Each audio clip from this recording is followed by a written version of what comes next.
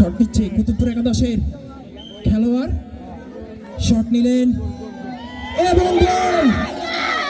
এবং আজকের খেলার বিজয়ী দল কুতুবপুর একাদশ। অভিনন্দন কুতুবপুর একাদশ। আমাদের আব্দুল্লাহপুর কর্তৃক আয়োজিত নাইট মিনি ফুটবল টুর্নামেন্টের চ্যাম্পিয়ন কুতুবপুর একাদশ।